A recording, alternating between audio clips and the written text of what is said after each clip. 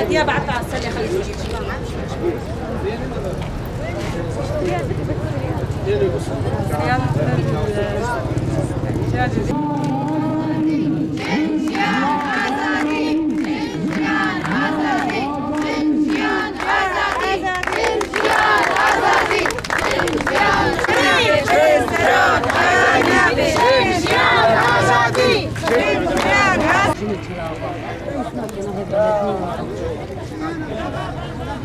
على أعمالهم التي قاموا بها وإن شاء الله بالازدهار والتقدم،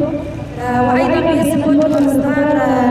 نعايد جميع النساء في روج عرفات والنساء بهذا اليوم يوم عيد المرأة العالمي، ونتمنى الحرية الجسدية لله عز وجل.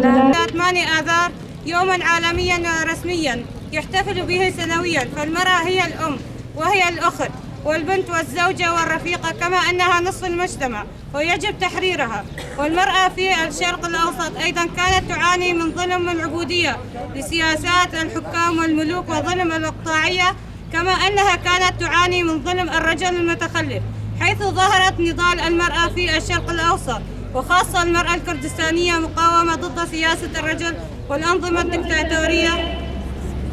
أمثال ليلى قاسم وزكية وزينان إلى آخره، ومقاومة المرأة في السجون الفاشية ونضالهن في كافة الميادين السياسة منها والعسكرية، ونظمت المرأة وتدربت في كافة المجالات مع ظهور حزب العمال الكردستاني. وبفلسفة وفكر القائد تطورت المرأة أكثر، حيث أن القائد ذكر في قضية المرأة وقال يجب على المرأة أن تحرر نفسها من العبودية أولا، وأن حرية المرأة هي حرية المجتمع، والمرأة الحرة تعني الحياة الحرة ومجتمع حر. ونحن كنساء في شمال وشرق سوريا